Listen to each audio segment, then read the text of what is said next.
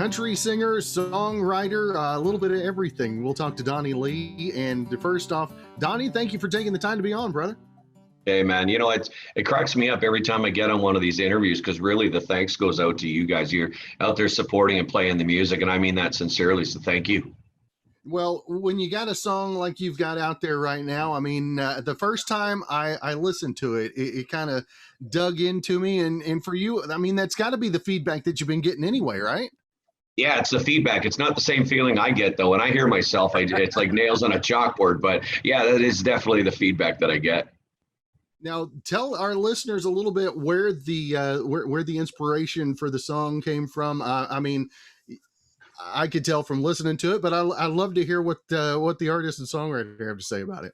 So it's a song that when I sat down and heard it for the very first time, this one was pitched to me.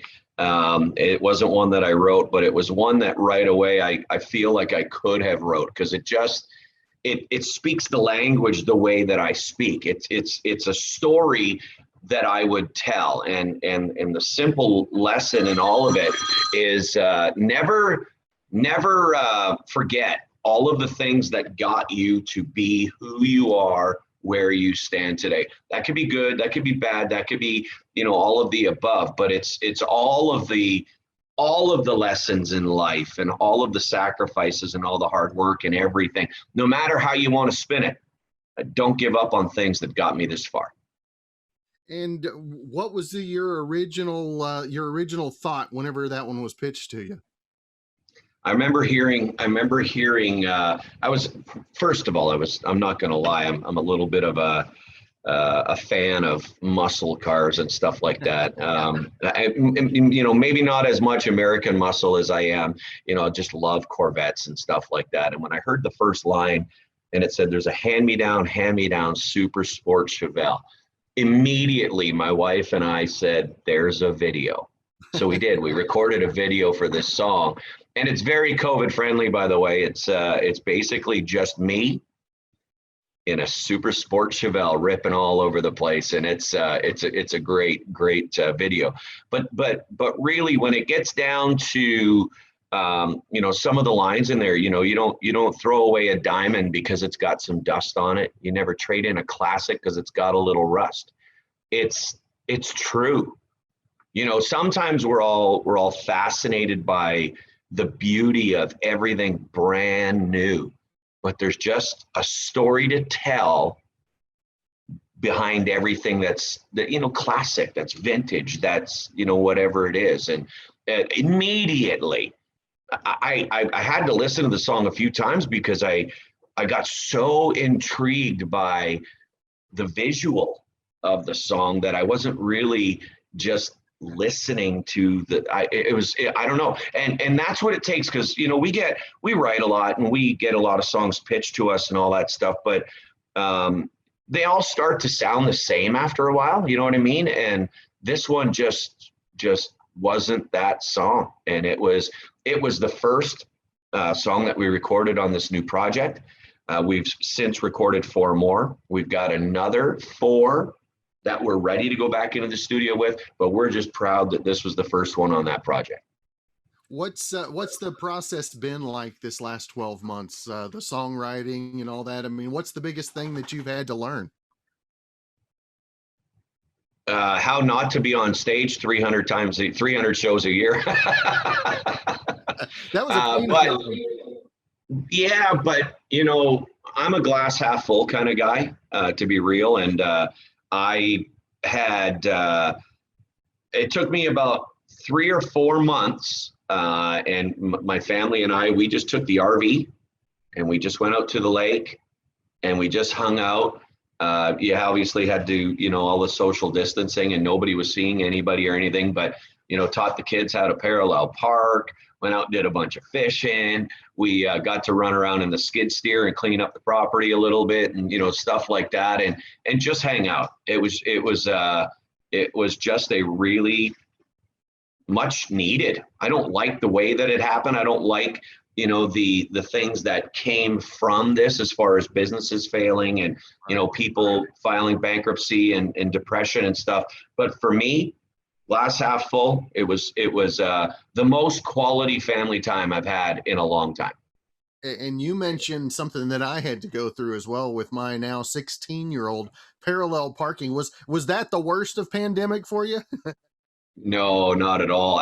Although there's another music video for that. If I would have got some good video of that, my kids would probably disown me. But no, it was pretty cool. We set up, some picnic tables and put out some pine cones and pylons and things like that, and just kind of set up a little thing for them to do, and they actually did really well with it. Now, when you first got introduced to music, was it always country in your roots? Was Yeah. there ever anything else that really had your heart? No, no. I mean, I am a fan of music, and I will hear something out there. I was telling people were saying your bucket list. Who would you like to see in concert that you haven't seen? And the truth is, I've seen everybody in country music. I don't think there's anybody I haven't seen. And other than, bring my first concert I ever saw was either, and I can't remember which order it was, I think Conway Twitty, and the Wow. second one was George Jones. Wow. So just imagine where country music started with me. Like it was right at the very, very beginning. And if I was to, my mom and I, both growing up, really enjoyed the artistry of Barbra Streisand. So for mom and I to go to a concert and see one of only 100 shows that she's actually only performed less than 100 concerts in her life, if you can believe that. I would love to go check out a Bruno Mars or Maroon 5 or somebody like that.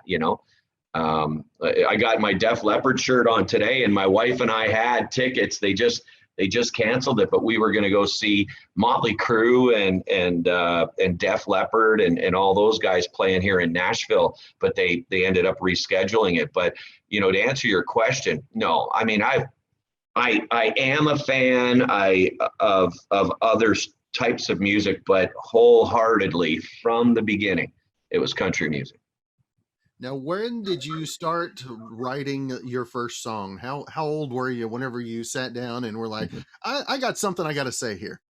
Sure. My first song I recorded was one that I wrote in, it wasn't the first song I wrote. It was the first song I wrote and recorded. I would have been 17. And I played in a band. We put out a 4-song cassette tape. Oh yeah. Yeah. I probably shouldn't tell all these parts of the story. It's kind of giving away my age. Mind you, I was 3 years old when I started touring. So yeah, there you go. I had a cassette tape, and one of the songs on there I had wrote with a guitar player in the band. And then, since then I wrote a song here and there. My wife actually pulled one out of the, I didn't realize it, but I'd get into habit and I would write a song and I'd throw it in the garbage. Yeah, because I just, no. And she actually pulled one out that I recorded about 18 years ago. And she said, "Hey, I still got it." And I'm like, "What?" But most of the writing I do is collaborating with my wife, Shauna. She comes up with an idea. She gets them all the time. She'll wake up in the middle of the night and grab her recorder and I'm like, "What are you doing?" She's like, do, do, do, do, do. And she's humming out a little melody that'll remind her of what those lyrics are when she wakes up in the morning. So now, have you taken on to technology quite as easily as she has? No. No.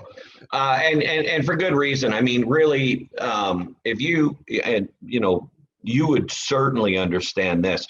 The hardest part to the music business for anybody, from any conversation I've ever had, is doing it alone. And when I say alone, I mean you being the only one in the family. Nobody else understands it. They pick you up after a show and you're wound right up and you're hyper, and they're not, and they're like, "What's going on? Why is what's going on?" So with my wife writing, my wife handles a lot of the social media. She handles the bookings. She handles a lot of the back end stuff. The band needs to get paid. We got to have backline requirements for these shows that we're doing, flights, hotels, you know, all of the other stuff that goes on. She handles it. So, you know, so for me to get involved, and I probably should get more involved, but I just like the fact that she's doing it right now, and our kids get involved, and you know, they got a lot of you know, really cool input and insight on what we do as well. My daughter plays fiddle. My son is really savvy with the computer. So there's a lot of people in the Donny Lee camp over here that nobody ever gets to see. You got your IT director. That's good. That's good. You Yeah, got to have yeah. those. Now, Donny, obviously you have some rock music influences, and is it easy for you to pull those out, especially in the new single as well? I mean, you can definitely hear the influence in the song. You know where most of the influence came from? I believe. I never consider. I always joke whenever someone asks me to sing a rock song. You know, we'll you know, sometimes pull out like a Metallica song, or we'll play a Kid Rock song or whatever. And I always say, okay, but it's going to sound like Waylon Jennings singing AC/DC is what I always say. But the ability to be able to take myself out of my comfort zone and do that took place a couple of years ago in Nashville. I was playing and I got invited to open the brand new Kid Rock honky tonk in Lower Broadway, Nashville, and be one of the house bands. And it was really cool opportunity because they were okay with me flying to all of my shows, and it was pretty much every week, and then come straight back. A lot of times, I joke, and I'm not even kidding, a lot of times I would land at my start time. So my band would bring all my stuff, have it all set up, play the first few songs, and the Uber driver would come in sideways, and I would literally walk right out of the Uber right onto the stage. But when you're playing in a club like Kid Rock's, you know, Kid Rock's a fan of country music. He talks about that kind of stuff all the time. He's recorded some country songs, but you know, when you got somebody yelling out "Ba with the ba" or "Cowboy," right? There's only so many times you can say no. And if you go and check out any of my YouTube videos or whatever, or even on my Facebook, my wife had a posting that was up there that just flashed up, and it was me walking through the crowd with the wireless microphone, high-fiving everybody, obviously pre-COVID, singing "Ba with the ba." So, you know, that's where it comes from. I don't know that I'm very good at the rock genre, but there's, I guess, a little bit of influence. Well, I know you got your guitar, and you said something about you might play for us. I don't know that "Ba with the ba" is probably what you're going to play for us today, though, right? Yeah, I'm pretty sure it's not going to be. I've got my guitar right here. Let me ask you, what do you want to hear? I'd love to hear the new single, man. I love it. Let's do it. And it's going to sound a little more country with all my nasal blockage and everything. We're battling severe allergies here in Nashville, so, but that's all right. No excuses, only opportunities, right? So here's got me this far.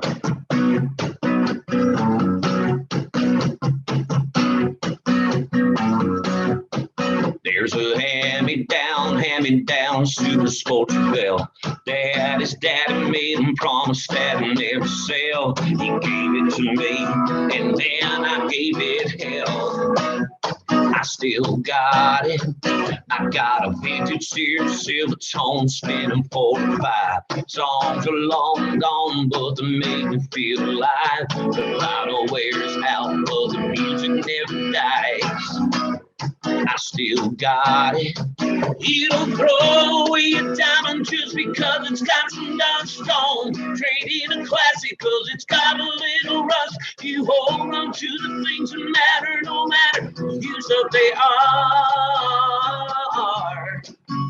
I don't give up on things that got me this far. I don't give up on things that got me this far.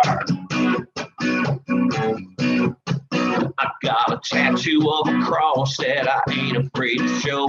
Gets me through the bad and never lets me go. It's written on my arm and carved into my soul. I still got it. He don't throw away your talent just because it's got some dumb stone. Trade in a classic cause it's got a little rust. You hold on to the things that matter, no matter the use of they are.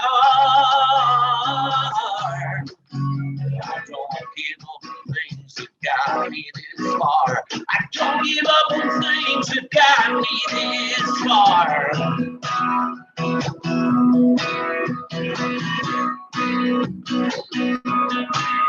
Granddaddy took my grandma's hand with a table cut stone on a 10-carat band. That kind of love's the only kind I understand.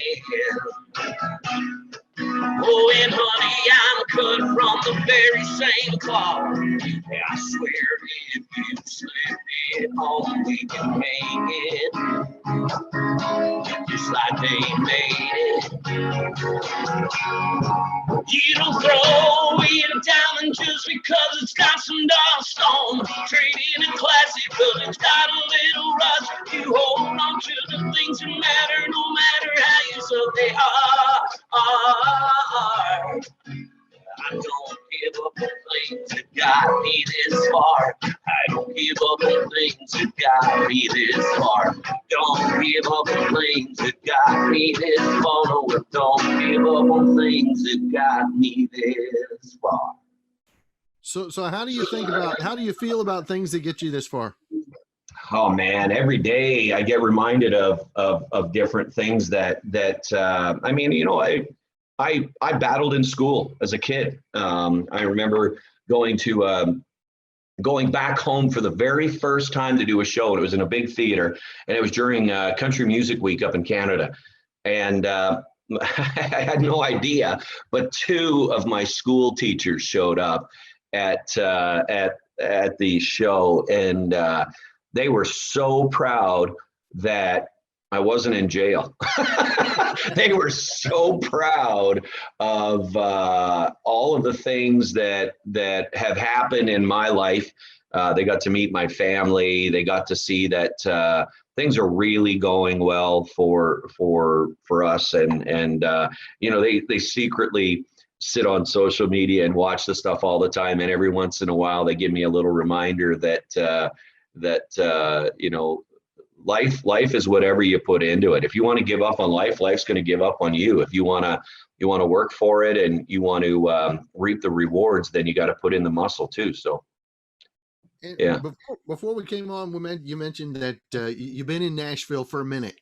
How much different has your vision on country music and the industry as a whole changed from the time you came to Canada, from Canada to where you're at today? So, I mean, my first time coming to Nashville, my band and I had played the Country Music Hall of Fame. I think they called it the Lounge or whatever it was. So it was the go-to place in Nashville. That was back when Music Row still existed, right. Which is no longer. They got apartments that are all up and all that stuff. But basically, the Country Music Hall of Fame Lounge. Imagine this. My band's on stage, we're playing, and Confederate Railroad's Trashy Women album just went platinum or triple platinum or something. So in comes their whole band and whole crew partying.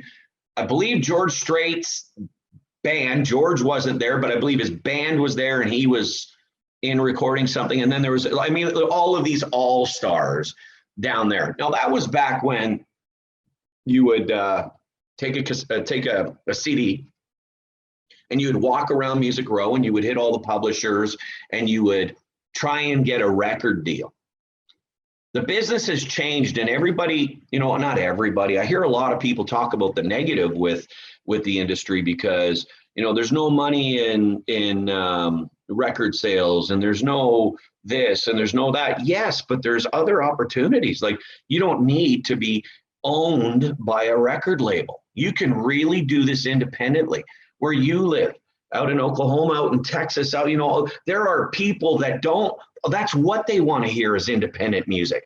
And I'm all for it. I don't know that I would ever have the opportunity. I am a little bit older than a lot of these people. I don't have a little belly button piercing, you know, so I'm not getting hired on age or looks. I'm getting hired on whether the people like the music or not. And results for me show in the fact that I'm able to support my entire family just on my income alone.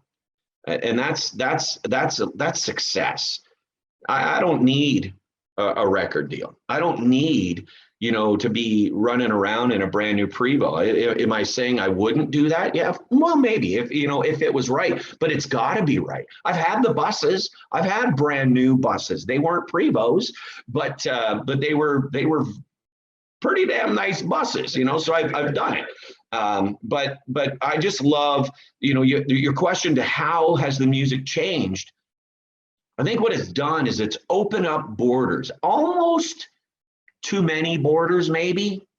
I don't even know if what I'm listening to is, I don't know what genre it is, but I know whether I like it or if I don't like it. And that's really all that matters. I don't need to put on a cowboy hat or cowboy boots to be considered country. I just want to play music. I want people to enjoy my music. I happen to think that I fit very well in the country brand. That is what I'm a fan of. But again, it's all in the ears of the beholder. So, you know, I welcome the changes. I just hope that the changes don't bring on major problems. Right now, to this point, I'm okay with it. I like the fact that everything's available digitally. But what I don't like is you lose the artistry when you only download Got Me This Far. You got to hear the entire album. You got to find out who that artist is that you're digging. You know, people got to, and I mention this all the time, they got a playlist for when they go work out in the gym. They got a playlist for when they're driving in the car. They got a playlist for when they're out at the lake. You know, whatever. Everyone's got a different playlist. Listen to the entire album. Did you hear Alan Jackson's brand new album he just came out with? It's great. It's great. You know, I heard a lot of great things, and there's some good cuts on Eric Church's brand new album. You know, there's a lot of great stuff out there, but you got to listen to the whole thing. So that sounds like the songwriter in coming out in you, right? Well, I mean, I'm a fan too. I'm a fan as well. That's what it really is. I remember when you would go and listen to an old vinyl or CD or whatever, and you hear the stories, Brooks and Dunn. You know, when they had a Brand New Man pitched to them, it wasn't even called Brand New Man. It was called I'm a Changed Man, and you get to hear all these stories about, you know, it's fascinating. It draws you in. It's like it's more sticky stuff to make you hold on to the song. I love it. Now, for you, what is your favorite part of the writing process? Is it the inspiration part of it, or is it the collab work? It's definitely the collaboration, but the collaboration is also the most frustrating part, because sometimes you have two different ideas and everybody, or three different ideas, and everybody's fighting for their belief of the direction that it goes. But at the end of the day, let's be honest, if we're writing a song and it's got my name on it, then it has to be my direction, or I'm out. I'm not writing for other people. I'm writing for me. And funny thing, my wife and I, our first project, we wrote all but one of the songs on the album. And the most popular one by far that I still get requested at the live shows and everything was, I think, the third song we ever wrote together. And it's called Chip in a Chair. It's got a real Travis Tritt kind of TROUBLE kind of feel to it. And we got a video from South Korea. Wow. They're line dancing to your song Chip in a Chair in South Korea. And I'm like, what? How do they even hear this song? And then I get another one from Disneyland in Paris. They're teaching line dance lessons to Donny Lee, Chip in a Chair in Paris. And I'm like, I never even put this to radio. How is this going on? So you get all these cool little things. And that's just from collaborating with someone else. My wife had an idea. My wife actually wrote the majority of 16 Souls, which was a song that we wrote for the Humboldt Broncos. There was a tragedy in Humboldt, Saskatchewan, where a junior hockey team was in where they were T-boned by a semi, and 16 players and staff of the team ended up passing away. And it was such a fresh song that when we wrote it, one of the trainers hadn't passed away yet, so we wrote the song as 15 Souls. My wife was flying from Canada to here, and had this song she wrote on the plane coming here. And I had to sit down and put the guitar to it. And we obviously made, some changes to it that we just felt were necessary in the process. And immediately, before the next day, when the song became 16 Souls, because we had to change it, 500,000 streams. Wow. On Facebook. On Facebook, it was shared all over the place. And the youngest player on the team, Adam Harold, his family called us and asked us to run to the studio if we could and record it for the funeral that was broadcasted a lot nationally. Internationally, actually, we had people from Ireland that had seen it. So we ran into the studio 6 o'clock the next morning and had it for the funeral, but before 11 o'clock in the morning. Wow. Yeah. So that's just how fast music goes. And when you get passionate about something and somebody sees there's a purpose behind it, collaborating is an amazing thing. And how much more important has it become to be able to do things remotely and to have the ability to record some stuff at home and be able to send that stuff off as well? That's been easy because let's be real. I don't have an office. My life is the road. My life is wherever we are. We wrote a song called Gypsy in My Blood, and that's a song that the whole family all believe. Like, we are our happiest when we are going somewhere. Yeah, we love, sitting down with grandma and with family and seeing people. I mean, that all happens. That's part of, the destination of moving around and being somewhere. But let's be real. Sometimes the most quality you can have with somebody is when you haven't seen them in a little while, and you don't take those moments for granted when you do finally see them, right? So, so to sit down and write, to sit down and record, to sit down and we record all over the place. We record all over the place. We might do tracks. We'll fly up to, this station for this album and this studio for this album. And it just changes all the time. That's funny. Now, Donny, if folks want to find out more information, obviously the tour dates, as those become available, the new music, the entire album as well, they need that information. And social media, where's the best place? Everything's Donny Lee Music. So DonnyLee Music. And that's DonnyLeeMusic.com. That's Donny Lee Music for socials. It's really nice and easy. Heck, you can even go ahead and email me if you want. It's DonnyLeeMusic@gmail. I'll tell you, I don't care. That's one thing we do probably better than anything is we keep in contact with our fans. It's amazing. We got some people. I'm almost embarrassed to even call them fans anymore. We've had so much dialogue back and forth. I feel like we know them so well. So yeah, that's Donny Lee Music. That's one of the bonuses of social media, isn't it, if it's done right? Yeah, it really is, and that's part of the changes that you were talking about earlier in the business. The first thing we did when COVID hit, and I didn't even realize it. My family and we all had COVID the day of my first Facebook Live right after the lockdown. Wow. We all had it. I just knew I wasn't feeling really good. I was kind of like, I don't know if I can actually do this or not. And, kind of had a rough patch there. But we did a Facebook Live for 4 hours that day. Wow. Yeah. Yeah. Glutton for punishment, huh? Yeah.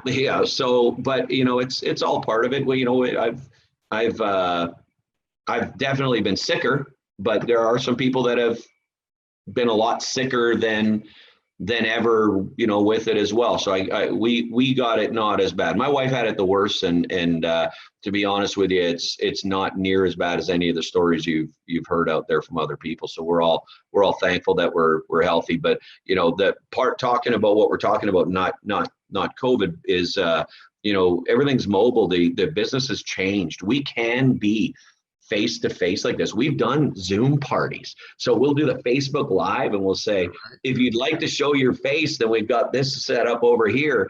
And we get to see everybody in their little boxes, and people have their drinks with them, and they're sitting there at their home and just, got us up on the big screen and the sound system. And it's a lot of fun. You can be creative in how you do this, for sure. That's right. We've all learned to do things just a bit different, as you can tell by my surroundings. I would have never, 15 months ago, I would have said, you're out of your mind. There's no way. And you know what? I'm gonna tell you something. I've done a lot of these over the last little while, and people talking about being from home and all that stuff. I kind of feel like I'm walking in at the same level as you, which is more comforting. It really is. I get to see you comfortable, and I'm more comfortable because you're comfortable. Does that make sense? When we walk into the studio and it's like, hey, I'm here they're like, who the heck are you? And, the reception, looking at the coffee and donuts and going, oh man, I haven't eaten yet. I wonder if I can get a cup of coffee. Or no, don't ask. Just walk in, get in the studio, do your stuff, and get out. and I even learned as we got comfortable with the Zoom that I always keep my face off as the artist is coming in. I keep my little logo up there, and I greet them with their own music. So at least they get a good image to start with, and then they get to hear their own music, so they get to be a little buffered down, if you will. Yeah, no, that's great. Like I said, though, I don't like to hear me. I wish you would have had somebody better on. That's awesome.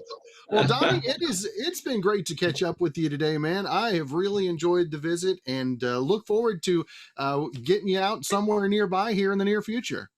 Yeah, I think that's going to happen sooner than later, which is a great thing. It's nice to see, even New York's opening up. I just played out in California a couple of weeks ago, and I couldn't believe that we had the show that we had out there, and it was incredible. There's a lot of dates that are opening up. We've just now solidified the 20th anniversary of 9/11 is going to be down at a theater in the Orlando area, an amphitheater that we're going to be playing with some bigger names, and there's those road shows are now starting to happen. We got some people over in Australia that are ready for us to come back. Just have to wait till the restrictions ease up there. Obviously up in Canada, so we're getting there. Things are moving in the right direction. So I look forward to sitting down with you face to face, and whether that be in your office or we grab a coffee somewhere, whatever. But yeah, definitely look forward to meeting you in person. All right. Well, Donny, again, thank you for your time today and for sharing the single, and look forward to catching up again real soon. All right. You take it easy. Thank you.